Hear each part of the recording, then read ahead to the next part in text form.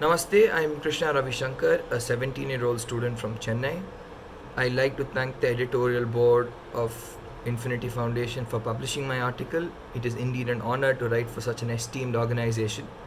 My article is about the Ramayana and its importance in the Indian grand narrative. As we all know, this concept of an Indian grand narrative was first conceived and popularized by the great intellectual Shri Rajiv Malhotra ji. This narrative has various aspects to it.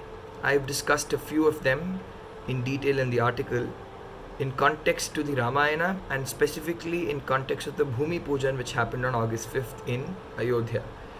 This event, which laid the foundation for constructing a Ram Mandir in Ayodhya, inaugurated by the Prime Minister, is merely not a religious or a cultural one. It is in fact an event which redefined the civilizational landscape of Bharat in a positive way. Rama and Ramayana have been an integral part of the intellectual discourse of this country. Many stalwarts and many intellectual giants have written various granthas, gadyas, kavyas, natakas about Rama.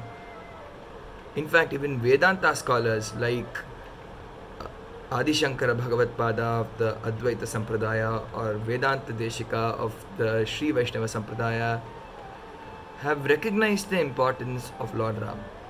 Rama was also one of the foundational figures of the Bhakti movement which is prevalent in India. The Perumal Tirumuri of the south by Kulashekara Alvar, the Kirtivasa Ramayana in the east in Bengali, or even the most famous vernacular retelling of the Ramayana, which is Tulsidasa's Ramcharitamanas in the north, indicated how Ramayana had penetrated the vernacular languages too. Ramayana not only lives through these literary works, they also live through art, music, dance, and theatre. In fact, if you visit any major temple in India today, you would find stone carvings depicting various scenes of this Ityasa on the walls of the temples. Ramayana also has extreme geographic significance, as it helps us understand the geographical ambit of this great civilization. The Valmiki Ramayana covers the north-south axis of the geographical boundaries of Bharatavarsha, as in when Rama starts his 14-year Vanavasa from Ayodhya, he reaches till Rameshwaram in the south. Ramayana also has far-reaching impact in Southeast Asian countries, which are evident even today while we see dance performances or even theatre performances in those countries.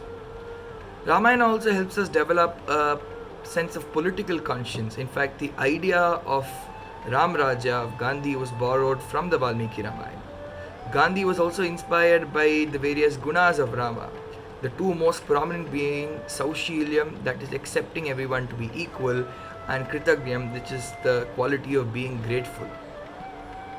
Hence, as we sense a revival in the Bharatiya civilization, I feel that it is time for the government and various stakeholders to put together the Indian grand narrative and protect this great civilization from interventions within the country as well as interventions from across the borders. Thank you.